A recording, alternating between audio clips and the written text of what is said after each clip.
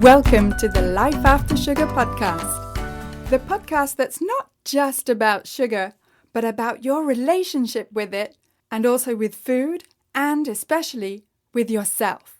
So if you want to discover your life after sugar and hear inspiring stories from all kinds of people who also cut out sugar in their way, at their pace, for their own reasons, this is the podcast for you.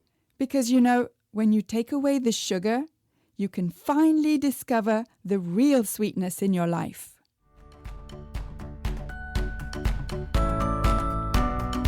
I'm your host, Netta Gorman. And today my guest is Lisa, who is talking with me today about how she turned her health around and lost weight through intermittent fasting and through cutting sugar. She has a fascinating story that we'll get to in just a minute. But first, I just wanted to tell you that if you're looking for some free resources, then I have plenty for you. First, download my 5 tips to get rid of cravings. And those 5 tips may not be what you think they are. So go to aftersugarclub.com and download your 5 tips today. Come check out the Life After Sugar Facebook page and subscribe to the Life After Sugar YouTube channel, as well as my Instagram account at My Life After Sugar, which is where you'll get all kinds of inspiration so that you can see that it's perfectly possible to live a happy and active life even if you don't eat sugar. You can also check out my TikTok account at Netta_lifeaftersugar. Okay, let's get to my chat with Lisa. All right, I'm here with Lisa. And Lisa is from Ontario in Canada. We're kind of neighbours. And Lisa, can you tell us a little bit about your background with food and sugar? Absolutely. So when I think it was around my 20th birthday, I was diagnosed with hypothyroid. And upon doing a little bit of research, one of the main side effects was weight gain. And that kind of set me down a little bit of a path of obsession. So with food and exercise and all the things, because I did not want to gain any weight. So I knew I had to manage this, and I knew it was probably a lifelong thing that I was going to have to manage. So, but I went to like a place that wasn't that great for my mind. And previous to that, I had had digestive issues. So I was always kind of like playing around with food, like what bothers me and what doesn't. And this was a lifelong issue because my mom clearly remembers dealing with these issues with me when I was a baby. So almost 30 years of dealing with digestive issues and food and workout. I was doing everything like to the extreme. I would massive elimination diets. We're talking fruit, eliminated it, all natural things like potatoes, anything that was starchy, carby, sugary, and it was exhausting so that I wouldn't gain weight. And I knew as the years went on that I was totally addicted to sugar. I can admit it now. Back then I didn't know what it was. So then I would go on these big, long, timelines of eliminating it. I'm not going to have sugar. I'm not going to have bread. I'm not even going to have a banana. And then what happens was that goes on for a couple weeks. And the next thing you know, what do you want? And for me, because I was stressing myself out, I wasn't having any type of appetite correction. I was building up a massive craving. So then what I would do was go bananas. Literally, I would go to we have a bulk store here where you can like get chocolate covered almonds and chocolate covered raisins. And I would get all this stuff. And then I feel like I had to like eat it to get it out of the house. So then I would do the cycle all over again. I couldn't do anything really what's the word that we always want to use? In moderation. Yeah. I couldn't moderate anything. So it like from moderating food, I'd eliminate, then I put back in. So that wasn't moderating. That was like full elimination as far as, but it wasn't healthy in my mind. Same with the working out. I would go to work out almost to punish my behavior for maybe that chocolate covered almond, Yeah. binge, I guess you could say. And then if I wasn't there for an hour, it wasn't worth it. And I needed to be sore the next day. Like everything was so all or nothing. Until one day, I stumbled upon an article that was about how autophagy could help people who have hypothyroidism. And So had I you must, heard of this? Sorry to interrupt. Had you heard of this term, autophagy? no, I didn't even know how to say it. I had to ask a buddy to pronounce it for me. I could see it and I was trying to like, I'm an educator, so I'm trying to figure it out. Like this word isn't making sense to me. So I dug into this article and I was like, what have I got to lose? I have done everything before. Like after I had kids, I was doing Slim Fast. After a couple of years and I was doing like paleo, I did Whole30, learned some things from those things, which was awesome. Right. But then I would do something like with a personal trainer, carb cycling, but the carbs were like so minimal, like fruit wasn't even allowed on it. Then I got thinking, after I did that for a while, I am demonizing like quality, beautiful berries. It was, and there was like no fruit, no fat, no dairy. Now we're going back like, if I'm almost 50, guys, so I was like 35 when that went down. So we're going back a little while. Okay. But I feel like all these things that I did, I still needed to go through to get me to my aha moment, my realization, my awareness. So after I read that article, I was digging in and it said the number one way to get you into autophagy was intermittent fasting. I'm like, oh, I've heard of that before. I did actually try it before. Didn't realize I was doing it wrong. And I was like, well, what's it going to hurt to try it again? I'm pretty determined. I'll try almost anything to get a result that I want. And the This result time, though, being to lose weight. to not lose weight, to stay the way I was. Gotcha. And if I lost a pound or two, I wasn't going to complain. I've Gotcha.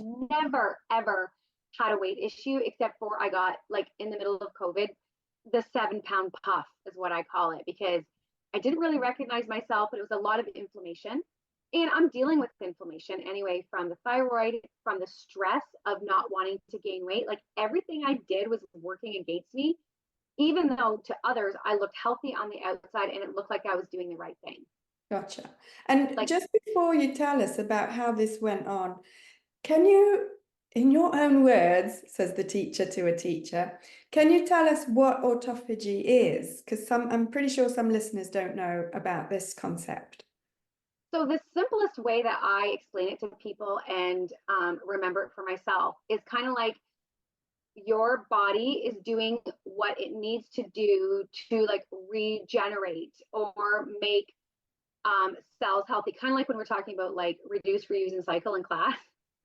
It's getting rid of like out with the old and the bad and in with the new. And it's kind of like you're kind of reinventing yourself. Your cells are kind of reinventing themselves. So that's one of the ways that I explain it. I hope I did that justice so that people Sounds understand. good. Yeah, I call it like a spring clean on the inside of your body.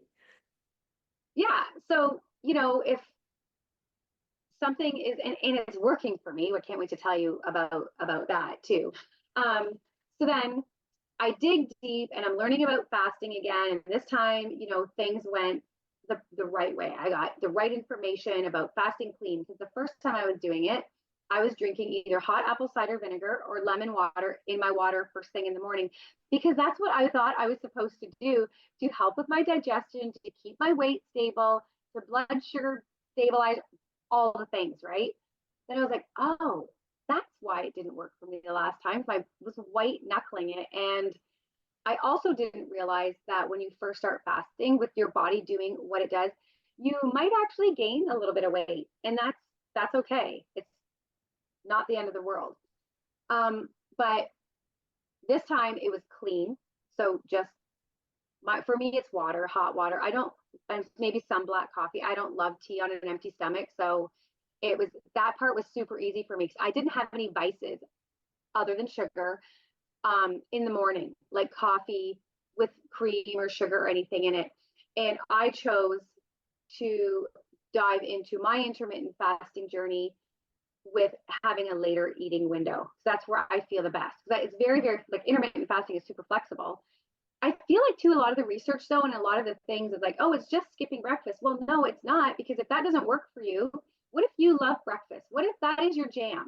You Yeah. know, you can intermittent fast starting at 2 o'clock in the afternoon if you want. It is timed eating. Right. So that was another thing, is kind of taking um, the pressure off, like breakfast. Yes, that's to break your fast, or dinner or lunch or whatever. It is timed eating. What time of the day works the best for you? Yeah. And that you can do whatever the heck you want. No one's telling me when to eat. Exactly. Because I'll have some people that are reaching out to me. They're like, "Oh, I don't think I could not eat in the morning." I said, "Then eat in the morning." It's Yeah. one. This is your life. You have Yeah. this is your control, right? This a good control. I was out of control with being in control. It was all consuming. It was all I thought about in the back of my head.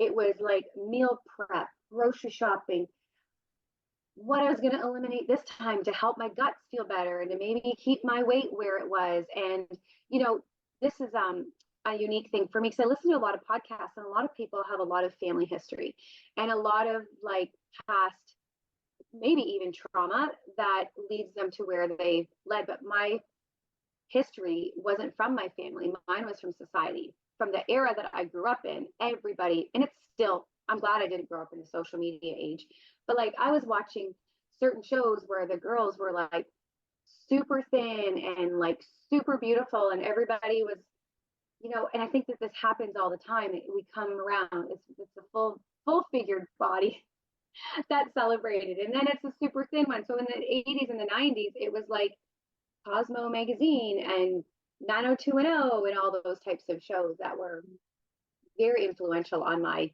young brain. Yeah. Yes. Yeah. So then I dove into the intermittent fasting world, and my mind felt free. I was done obsessing over food, and it did not take long for me to have that aha moment. So I was like, wow, this is amazing. My tummy bloat went down. My digestion started to feel better. I was able to come off all these supplements that I was on. I'm on like two, which we're all short in magnesium anyway. So magnesium will be part of my life forever. And it was like my mind cleared, because I was like, wow, I've got new things to think about.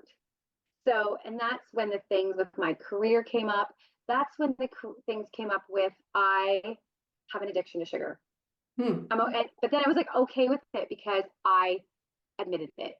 Okay. And what was it about sugar that was, let's say, more addictive than any other type of food? Why was it sugar that you were addicted to? It was the one thing that made me feel like once I had it, I wanted more of it. So everything else I was able to moderate, whether it be, like, I know some people, like, they're like, it's salty, sweet, or salty like chips. It could be that type of fat. That's their addiction, right? Or I could eat all of that and do all of those things in moderation without any feelings. For me, the awareness was that I have way too much emotion and way too many feelings about sugar. Like, there were times where I would come home from work, and if my husband at the time was working out of the home, and if I had chocolate covered almonds or something chocolatey, I'm like, oh, I'm gonna eat these when he's not home and no one's looking at me. Huh. These were the things that made me realize that it was more than just I like sugar or I like chocolate. This was things, too much emotion and feeling attached, which helps. Yeah. That awareness. Well, that awareness that you had is amazing, because some of us, it takes us decades before, and I speak for myself, before we even admit to ourselves that we have this type of emotional relationship with sugar. I feel like that I was, for decades, those 3 decades, involved in it, but because my brain was so busy with other things, like the other food issues that I had, the unhealthy relationships I had with the food and all those things, I didn't hear I couldn't hear my feelings. It was all just part of it. So then once things started to quiet down and I was thinking about other things and realized how good I was feeling, then I was also realizing when I started fasting that I was eating sugar more in what we would call moderation. I wasn't having those emotional feelings of I might as well just eat it until it's out of the house because, or get my husband to hide it on me. This is the thing, when you're hiding stuff on yourself, Yeah. something's happening. But I Yes. had to calm down everything else to be able to hear that noise because that was going on for 30 years. So are you saying that intermittent fasting helped you, A, to become more aware of your relationship with sugar, and B, do something about it? 100%. There Hmm. is no denying it. At first, when I started talking about it, it also helped me realize what I needed in my career because my mind was hearing and seeing, and I was able to feel and not be so busy with all the digestive things, the food things, the working out things, doing all those things. Because I was kind of even doing those in slightly obsessive manner, right? That it was very disordered. So intermittent fasting 100% helped me clear my mind, and that's why I resonate so much with the word freedom. Gotcha. So hence, the freedom through fasting. I found my freedom through fasting, and now I can approach sugar and, as I messaged you before, wine with a totally different attitude. So before I found fasting, I would omit things. I would go on like long, super stretches, but I was full on, how do I word it? Denying. Um, then when you deny and you tell yourself you can't have it, you can't have it, you can't have it, it's the more that you want it. So then starting intermittent fasting, my mind's starting to clear. I'm starting to think differently. I'm starting to feel differently. I'm now aware of how sugar makes me feel. And I don't feel like that I want it to be as big as part of my life as I had let it be. I don't want it to have all this emotional feeling space in my mind and in my body. So now it's when I do have sugar, it's very, how do I word it? Thought out, but not thought out obsessive. It's very intentional. That's the word I was looking for. It's very intentional. Uh-huh. So I now know that I don't need sugar. And I now know that if I have some sugar, I don't get into those cycles of like wanting more. It's like I have it now, I appreciate it, and I enjoy it, which means I'm also having it a lot less because of those different feelings that I'm having with it. I hope this is making sense. It's making sense to me for sure. And it's showing, I think, the listeners that it's not a one size fits all. We're not all the same. And that some people, myself included, cannot moderate sugar, however much healing we've done with our relationship with it. I know for myself, I'm just better off not even going there. And then, but there's a whole load of grey areas between abstainers and moderators.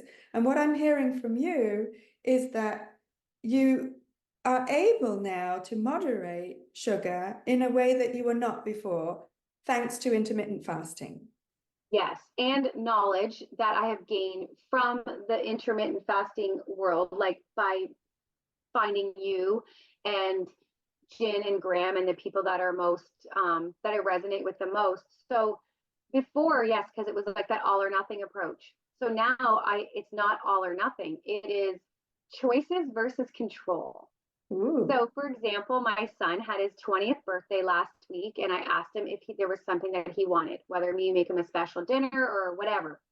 He's like, I really want this particular dessert. And I was like, okay, I'll go get it. And I even said to my husband, if he would have ordered the vanilla, I would have not had it. His 20th birthday or not.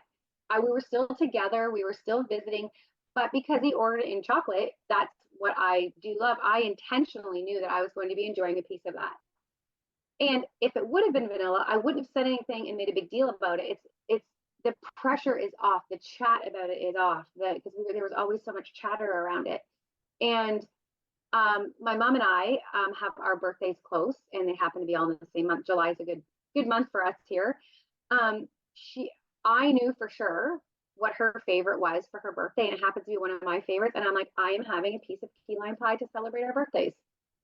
But I can now go, well, because before that I was like weeks, like months maybe. I went from Christmas to Easter without any sugar, and I was fine. I wasn't even thinking about it.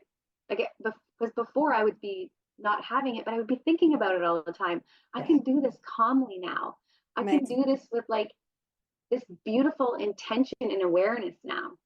And then I did it again after Easter, all the way till June when we went to Florida. And I intentionally go to a certain place in Florida for their homemade key lime pie. Yeah. And then that was good. That was that was it.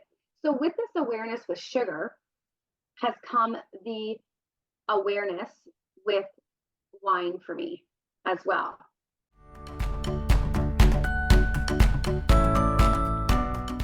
I want to take a quick break to say that if this is your first time here, then welcome and thank you for listening to this podcast. And whether you're new or a regular and you haven't yet rated or reviewed this podcast, could I ask you to scroll down and tap on the stars to rate this podcast and also to write a short review to let me know how this podcast is helping you in your life after sugar. I love reading your reviews, and when you rate and review this podcast, not only does it encourage me to continue making new episodes, but it also helps to share this podcast and have more people see it so that we can help more people feel better and lose weight with less sugar. So again, thank you for rating and reviewing this podcast and for spreading the word about sugar.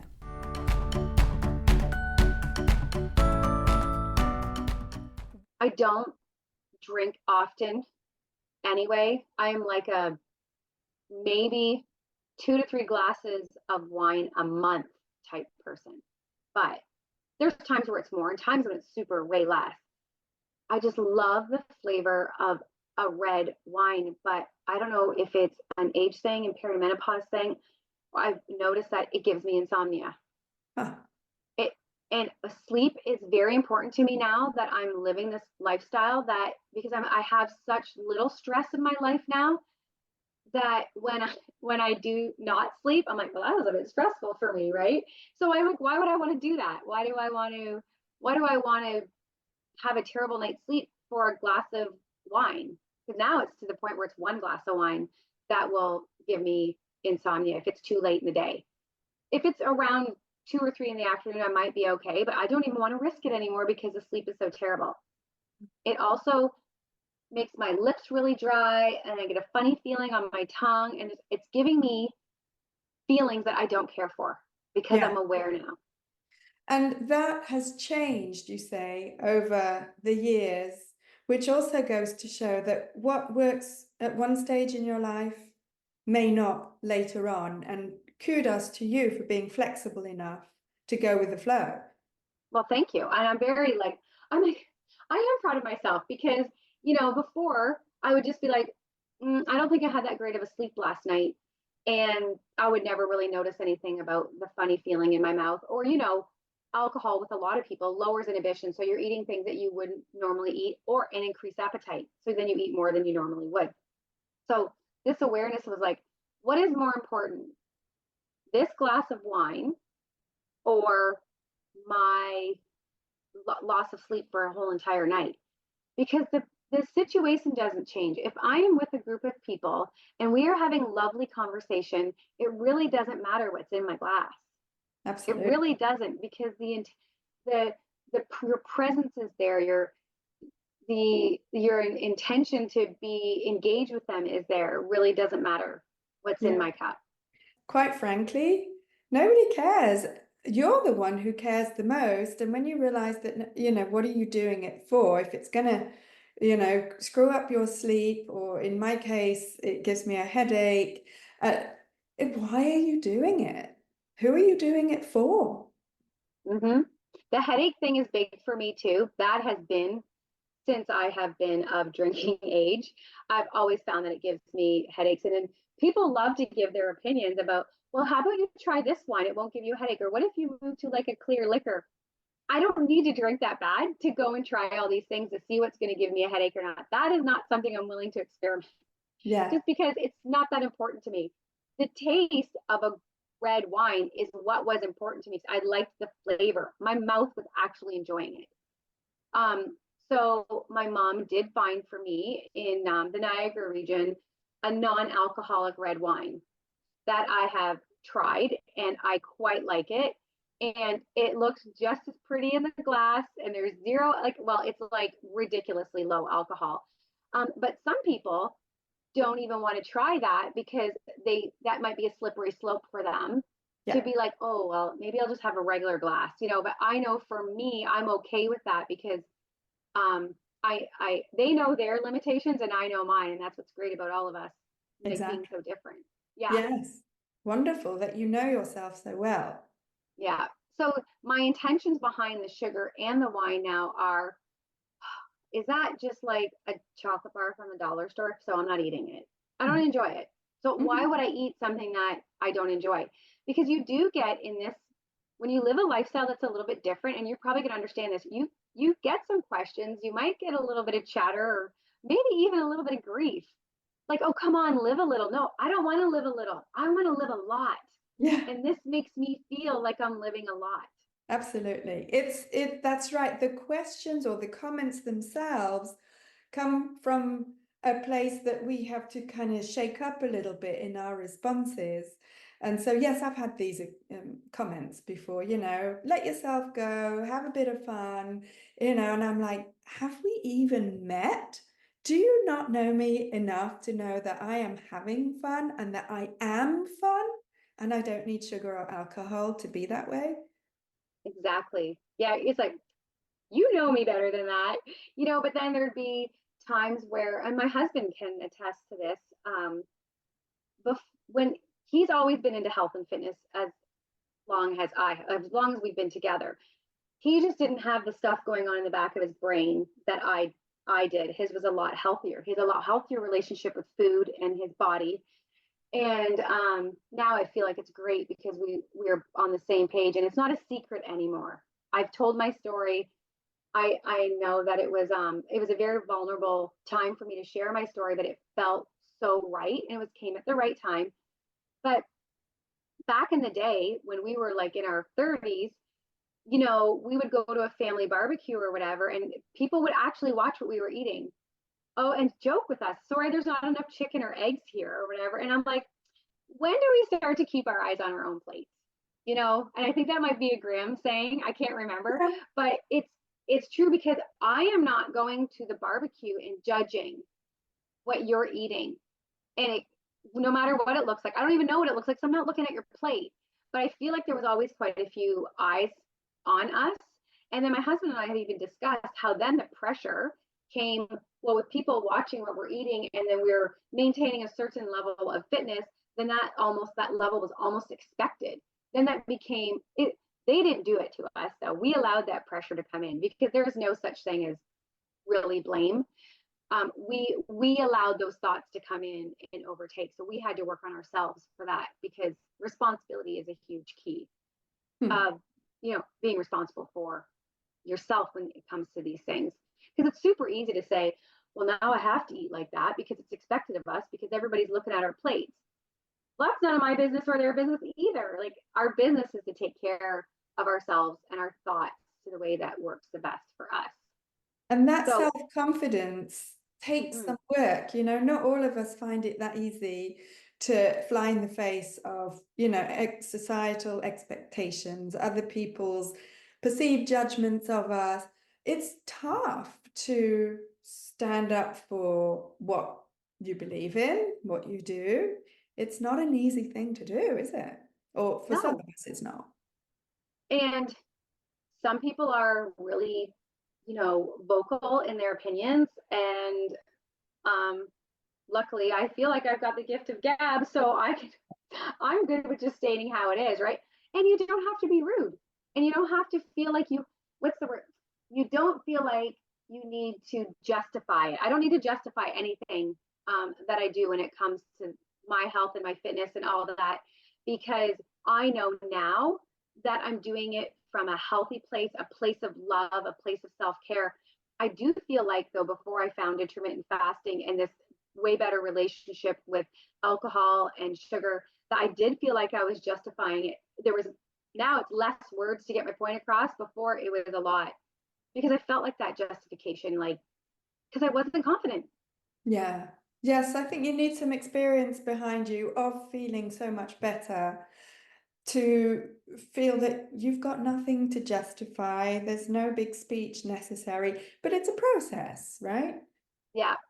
As far as the sugar and the wine thing for me, it was about, not, it wasn't right away when I started intermittent fasting. The awareness started to come, but the changes didn't start to come until about a year in. I'm 2 years in, like, clean fasting. It's a total lifestyle. It's not going anywhere. And I know that it's real because the other things that I've tried before in my life maybe lasted like 6 weeks or a month, or oh my gosh, I was hangry and miserable. And this is like totally nourishing yourself, and it changes you from the inside out, from your brain to your guts, everything. So when I first started intermittent fasting, I was noticing how I was feeling, but I was still eating it. Those bingy feelings were gone, but I was still eating it. And then after I would eat some of it, I was like, ooh, I don't feel very good right now. That really wasn't worth it. Or a nice piece of 95% dark chocolate, I'm like, that actually made me feel great. It didn't adversely affect me because there's hardly any sugar in there. And it's always going to be there. It's like a feeling of, this is another thing I really learned too, that Saturday or the weekend or Friday night, whatever day floats your boat, it's going to come around every week. We don't have to treat every single day or every single thing like a special occasion. Like, I went to a wedding a couple weeks ago, and all the desserts that were there were beautiful and homemade, but they're all things that I could make. So I'm like, I wasn't really feeling it, so I didn't eat it. Yeah. But I know for my birthday dinner in a couple weeks where we're going, I already know the dessert I'm going to order. I know it. I'm eating for the way I want to live. Wonderful. And I probably won't even have sugar until that day because I really don't find it necessary. So that's like 2 weeks from now. And it's just a different thought process. It doesn't have a hold on me anymore. Smashing. And that is freedom, isn't it? That is freedom. It is. Yes, yes. And it's really what I try to explain is that it's not necessarily the quantity of sugar or the absence of sugar that leads to freedom. It's how you feel about the sugar, right? So you can be eating some like you do and feeling free. You can be eating none like I do and feeling free, and anything around that. It's like, it's a very subjective feeling, the freedom. But to hear people describe it, it's very similar. Our experiences are similar. I also love the feeling I'm not the only one who lives in this house. So there's things that are brought in here, right? I love the feeling now that if my son happens to bring something in the house, I don't feel like I need him to hide it on me. I don't feel like I want him to hurry up and eat it so it's out of the house. Those were all those feelings that I had that I wasn't even allowing myself to admit. And now it's like, it can be here. It does. There's still some of his birthday dessert from last week, and it's in the freezer. I'm probably just gonna have to throw it out because no one's gonna want it now. We were never throwing anything like that out. It's just totally different. And it's kind of like, once one person, so for me, it was me, kind of finds this new way that is working, and other people start to simmer in it. So it didn't take long before my husband started to intermittent fast, because he was like, oh man, she's perky. She's like, all the talk about sugar, all the other things. It was like kind of getting to know ourselves again, and we kind of like dating again because we had other things to talk about. Yeah. Because it wasn't always around groceries, the kitchen, meal prepping. What's Lisa eating this month? What's she not eating this month? Like, what a trooper my husband was to like go along with it and support me. Amazing. No matter what I was doing. Yeah, yeah. Fantastic. Yes. And this is what I call feeling neutral about sugar, which is part of this freedom, is that, yeah, it's off your radar. It's not a big deal anymore. And as you say, you can actually talk about other things and think about other things now. Absolutely. So before I left my job at the school board, during lunch in a kindergarten class, because that's the grade that I was teaching. Once because I spent a full year working there fasted. Yes, I was noticing some things with the kids at the table, and like other kids were saying to other kids, like you need to eat your healthy things first, and you need to do this, and you need to do that. I was like, oh, and this was my whole keep your eyes on your own plate type of thing, and totally not meant in a negative way, but we all need to just do you, right? So then I was like, okay, I'm going to see if I can word this differently for the kids. So instead of saying, like, for the yogurt, eat your healthy thing first or whatever, it would be like, how about you eat what's supposed to stay cold first? So it's taking like that whole food neutrality thing off and maybe making some chat about other things like temperature, or would this taste better now or later? Will you be okay eating that if it's a little bit warmer? More preferences, because I have no control what's in their lunch. So who am I to judge if that's healthy or not? Because maybe that sandwich with whatever's in it that I might not think is healthy is what's healthy at their home. It's not my business to judge. Yeah. So then we just started talking a little bit different. Oh, those berries are in a baggie. You might want to think about eating those first so they don't get squished. Unless you like squished berries, then it's jam. Like all that type of fun, different type of chatter around the table versus that judgy feeling, whether it's good or bad. That's an amazing role that you had there as a kindergarten teacher, where, you can use your knowledge to positively impact these kids right at the beginning of their development. As you say, without judging either the kids, the parents, the school board, or anyone else, the government, name it, and as you say, just to open up this dialogue about not just food, but their whole relationship to food and to themselves and to their world.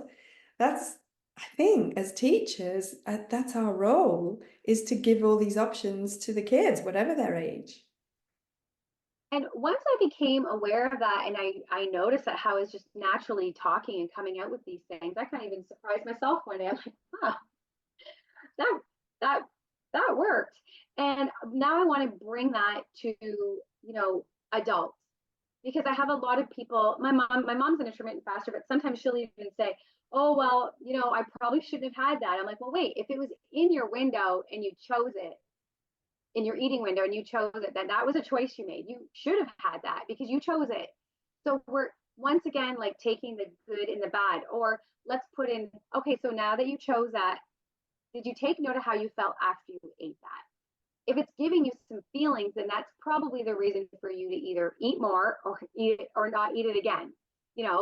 So, or maybe it was nothing. So then it was completely, maybe we can get to more neutrality, rather this good or this bad, like how I used to do back in the day. Well, I ate too many of those treats, so now I need to go to the gym. Well, no, I need to go to the gym if I choose to, because I want to move my body. I want to build some muscle, not because of something that I ate. Not as a punishment. Right. Yeah. Yeah. Yeah. And usually people are having these conversations around sugar or desserts or whatever. It does happen more often than over a piece of pizza. People aren't really, making statements, oh, I ate a piece of pizza last night, so I have to. It's more like all the treats, or I drank too much. Mhm. So it usually does. Sugar has a hold of a lot of people. Yeah. Yes. Yes, absolutely. It certainly does. And to the point where, we'll ask me how I know, we'll fight against even admitting that it has a hold on us. That's how strong it is. Yes, I was in some sort of denial in many things for many years, and I was hiding behind my thyroid, and I was hiding behind my digestive issues, because that's how I got away with it. It was deeper than that. It was Mm. way deeper than that. It would be like, oh, we're going to go to a barbecue. Are you eating whatever? Like, because like I said, it's like, what's Lisa eating or what's Lisa not eating? But everybody was just going with it because I was putting forth that it was my digestion. I can't have that right now. It doesn't make me feel good. Yeah. I was really not doing it for that reason. I was really yes, my digestion might have been crazy, but I was used to living with that. It was so that I didn't gain a pound, so that I could stay the same. Yes. Yes. So Yes. that awareness was that it brought about a lot of tears when it first came, but it was a release that I had to make. And Well, now all these other little awarenesses are happening now. yeah, that is amazing, that ripple effect that it has. And I commend your courage to be so, like, to be this self-aware. I find it requires a lot of courage from the individual. So bravo to you. And I think you're an inspiration to everybody listening. Oh, well, thank you so much. It was vulnerable, not so much anymore, but when I first started to share, but I'm learning that there is peace in vulnerability. There is like service in vulnerability. So if you can share from your hurt, you never know who that might eventually trickle down and affect in a Absolutely. positive way. Yes, because we're not islands. We're more similar than we would believe. There's more of us with this type of relationship with sugar than would admit to. And basically, there's no shame in being addicted to sugar, or, name it how you want to. There's no shame in it. It's just something that we need to deal with. That's it, really. Yes, it's taking that shame out because that shame then seems to breed more shame. And then you're still down into this hole that you can't seem to dig out, or you're in a vicious circle, right? Yeah. You just, So yes. that's my goal, is to see if I can do my part in this world to help others, whether it be needing help with weight loss or thoughts around food, and how can I help them do that within an intermittent fasting lifestyle, because it definitely does work for I'm going to have to say, just it's meant for all people because our bodies all need a break. It's just a matter of how you make it work for yourself. Well said. Yes. And if someone wants to get in touch with you, how can they do that? So my Instagram and my Facebook handles are both Freedom Through Fasting. Cool. And your full name is Lisa Evers, right? Yes, Lisa Evers with Freedom Through Fasting. Fantastic. Thank you, Lisa. It's been a pleasure to talk with you. Thank you for having me. I appreciate it. Well, that was a very inspiring chat with Lisa. And it's always amazing to me how dropping sugar, and in Lisa's case, alcohol, goes so well with intermittent fasting. For me personally, I cut sugar first, and intermittent fasting just came along naturally. And for Lisa, it was the opposite, which goes to show we're all different.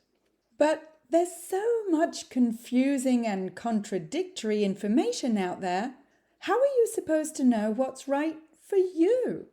Well, that's exactly why I created my 90-day program, the Freedom from Cravings Formula. It's a program that's specifically designed for women over 50 who want to get rid of cravings and feel more in control around food, especially sugar and comfort foods. In the program, you'll get step-by-step guidance and customized support through the 5-step formula that I've developed to help you get control over cravings so that you can finally live your life with more energy and fit into your favorite clothes effortlessly and feel confident in your food choices so that you can ditch the shame and embarrassment that you feel every time your emotions make you slip or fall off the wagon, and so that you never feel like you're on some kind of a restrictive diet. If you're at the stage of your life where you're finally ready to look after yourself, let's chat. You can hop on a free clarity call with me at any time by going to aftersugarclub.com and clicking on the big green button, Schedule a Clarity Call. We'll have a quick 30-minute one-on-one chat to see if the Freedom from Cravings Formula 90-day program is a good fit for you. So go to aftersugarclub.com. Speak soon. That's it for this week. Keep in touch and see you soon for another episode.